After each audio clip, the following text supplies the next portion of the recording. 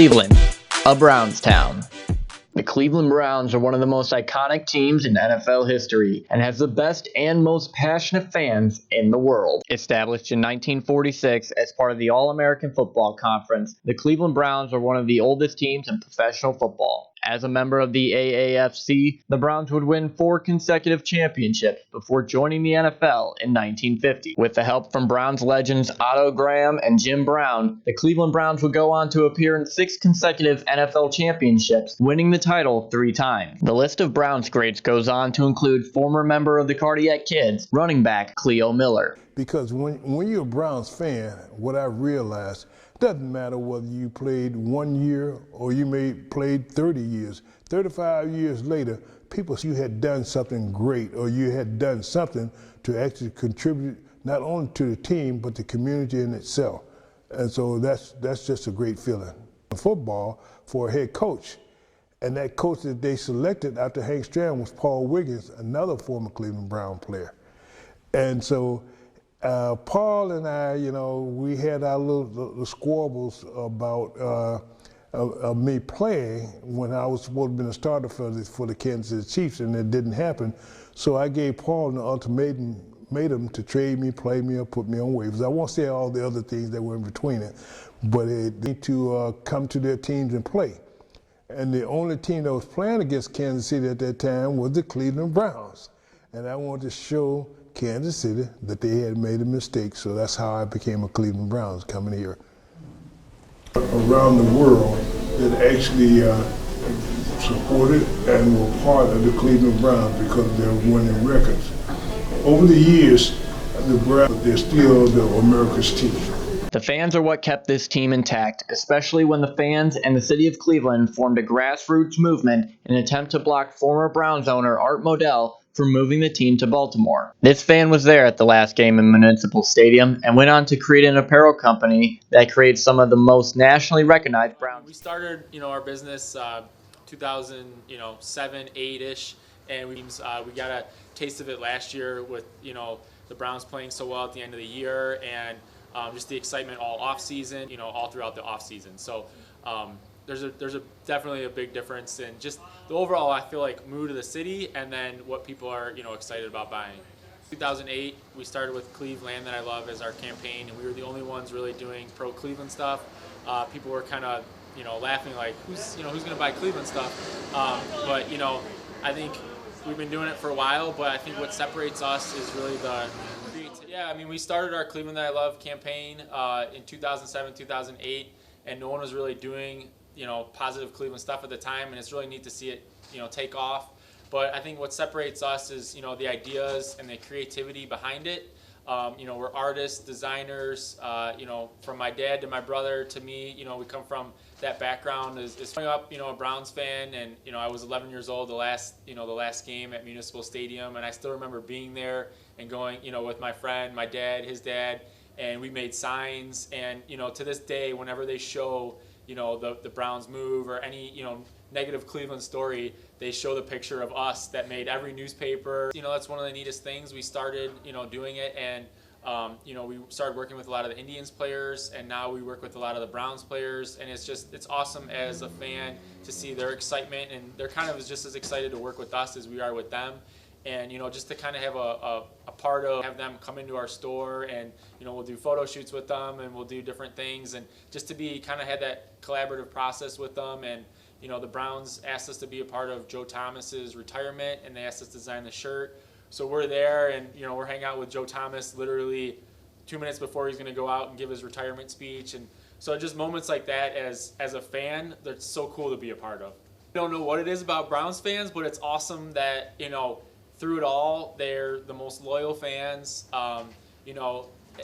No matter what game, there's going to be fans there, whether it's December and they're 0-14, there's going to be fans there. And I think that's what separates us, and I think that's what's going to make it that much more special when they do win it and when they do make the playoffs. And we noticed that a little bit last year with this, just a little bit of success and just like, some hope, the fans went crazy. And so I think, it's easy to be a fan when the team's doing well, but I think it's, it shows how loyal the team, the fans are of the team when they're struggling. And we've definitely had some struggles over the last 20 years, and I think that's just going to make it that much better when they start to figure it out.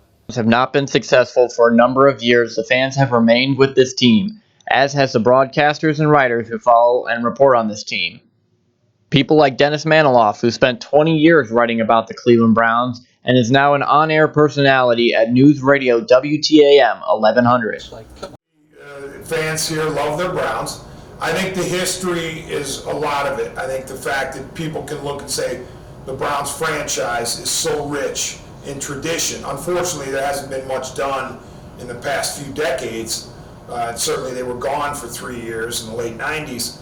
But the tradition, the history, the fact that Jim Brown once played for the Browns, and also the grit, the industrial area, the grit and grime of a hard-nosed, physical football team. Hope, that's what they're looking for. So Bottlegate was after, of course, the Browns return in '99. Bottlegate is in, I want to say, December of '01. It was the '01 season. It was late.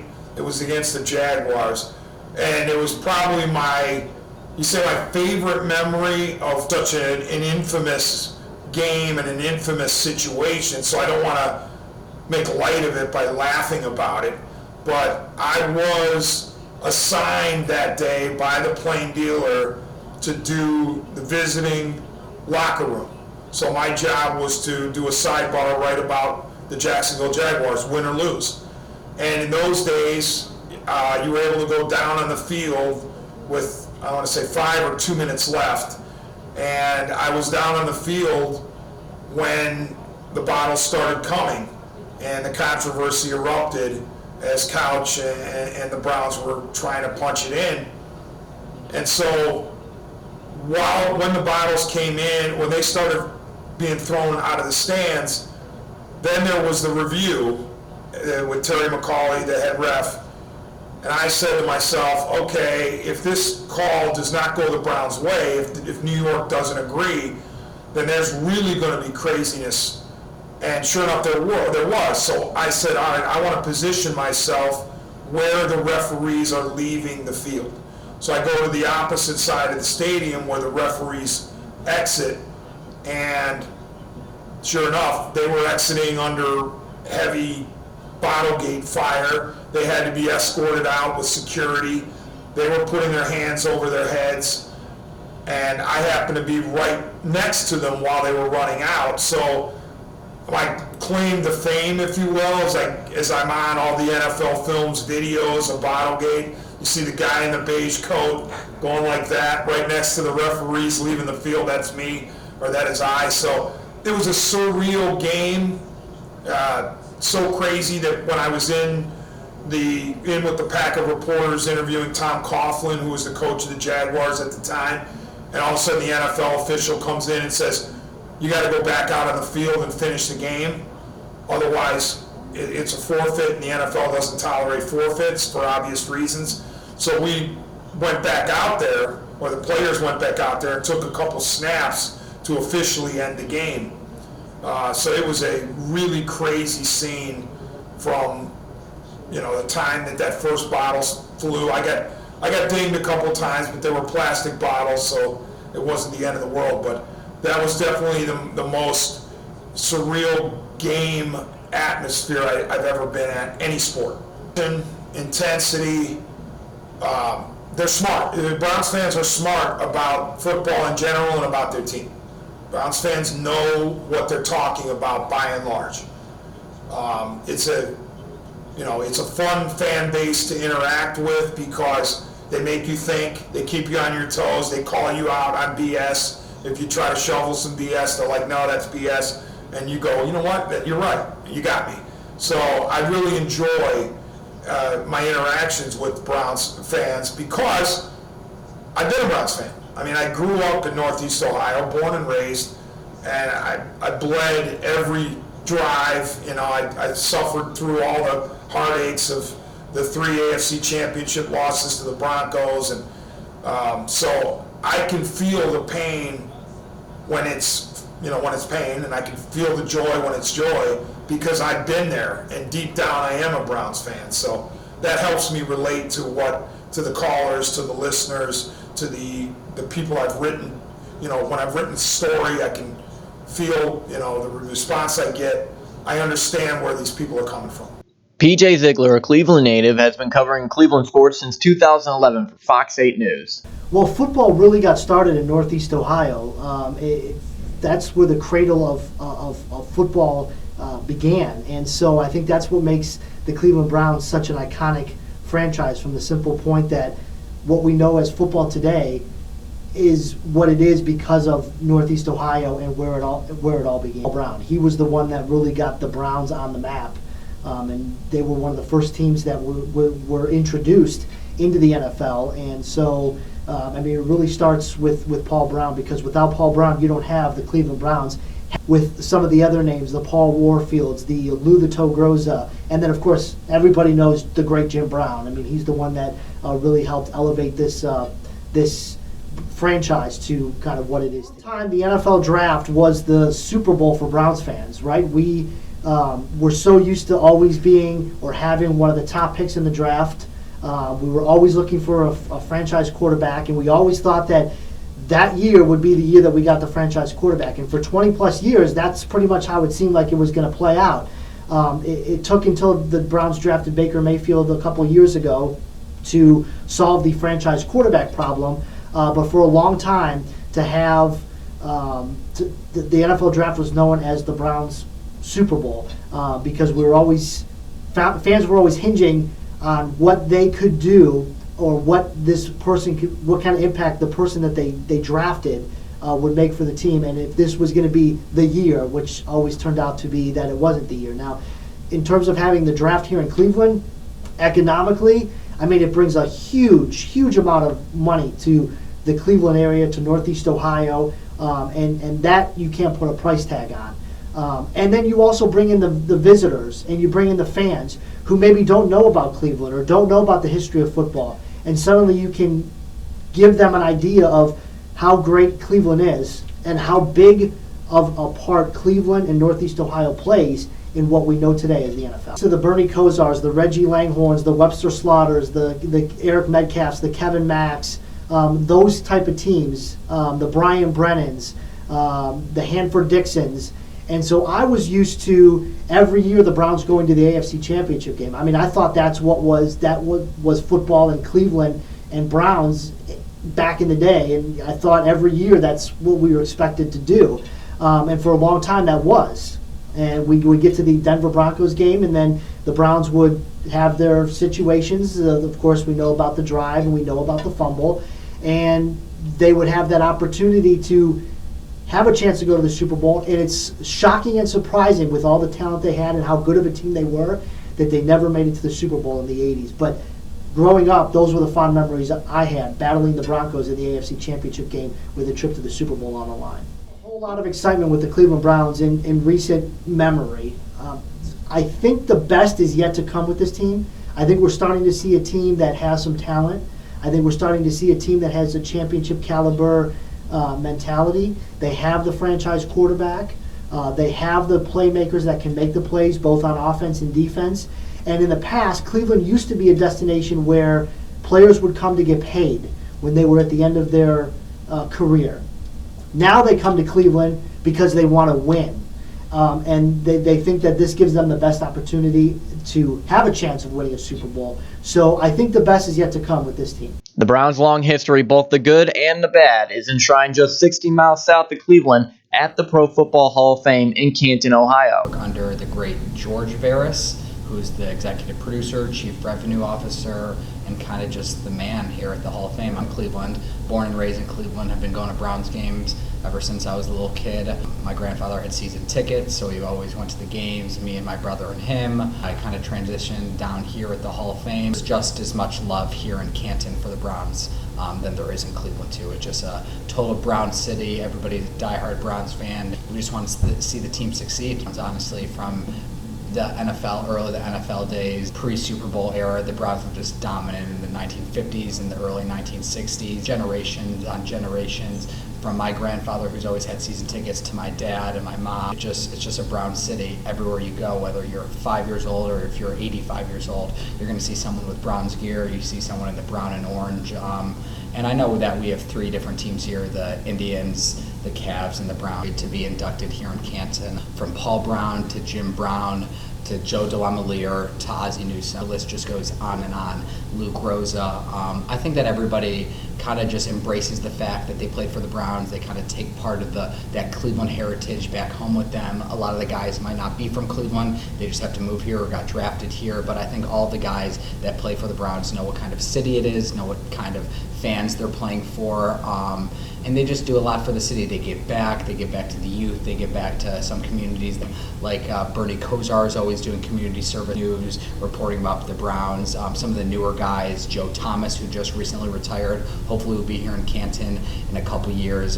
They just love the city. I think the draft is just, to be in Cleveland, it would just be a great culmination of just everything that not only the city of Cleveland has done, but Canton, and everything that this Northeast Ohio has done for the NFL already, and for the draft to be here would just be amazing. To see these college guys have their dreams come true, have their dreams become realities, it would just mean so much for not only the city, it would bring in so much revenue, so much fun, so much different bands and all that stuff. I just think that Cleveland is a historied city that the draft needs to be here. Johnson Controls Hall of Fame Village. Johnson Controls partnered with the Hall of Fame, and there's this new village that's going to be upcoming in the next several years. They're expanding the Hall of Fame. They're adding on a care center. They're adding on possibly a water park and just like a promenade full of just fun activities for families to come see. The Hall of Fame was voted #1 sports museum attraction in the entire country. So I think from the fans that voted that, I think a lot of people can see how high the Hall of Fame can go, how much that it can expand. I mean, everybody loves football. Everybody loves the NFL. And there's only 16 games in the year, so every single game matters. There's records being broken. There's a bunch of stuff going on a different day, and these people here in these walls in the Hall of Fame, they're immortalized forever, and I think people are always looking up to them, not only what they did on the football field, but their off-field accolades as well. And I think that it's just great for not only the team, but the whole city as well. Everybody gets rejuvenated, everybody's friendly. When you win on a Sunday, the Mondays are just so much better. The Hall of Fame is just to honor the heroes of the game, preserve its history, promote its values, and to celebrate excellence everywhere. And I think that anybody that comes to the Hall of Fame knows that. They feel the warm welcome from not only the staff members, but from the volunteers as well, from the front desk all the way up to President David Baker. Everybody's very humble, they're very welcoming, they want you to come here, they want you to spend your whole day here, they want you to learn about football, kind of learn about where football came from and where it's going to go in the future. So from where we were in '99 to where we're at now, through all the quarterback issues and all that, even though we're still going through a little bit of that, we just got a jail. But I think we're going to be successful in the upcoming years. And obviously 0-16 not too long ago, but probably got some hope, got some players, and now ready for the ride. See how far they go. These hard times that it happens, I look for better things to be happening. Grandkids, they love the Browns. So I showed him, took my grandson to the Hall of Fame, showed him the Browns history. He really enjoyed that. Yeah, woo! But it just showed the passion that the Browns fans have for this team. And why will I always be a Browns fan? It's simple. Because I work here, I sleep here, I eat here. I'm Cleveland Browns. It's all a part of me. So whether you like it or not, whether you're here or away from here, I'm always going to be about this here. And you should be too. If you knew what I know. Hey, we orange and brown. We bleed orange and brown. And still, the greatest thing about the Cleveland Browns is not its history or its players, but instead it is the fans. Fans like those who form Browns backer groups all over the world. There's one guarantee in the city of Cleveland, and that is the fact that the Muni lot will be packed with fans every Sunday during Brown season. Cleveland, they know that we're destined to win, and it's been a long time coming for that Super Bowl, and hopefully we get one soon. Whether the sun is shining or the winter winds are howling, playoffs or looking towards the draft, one thing is true. This is Cleveland, a Browns town.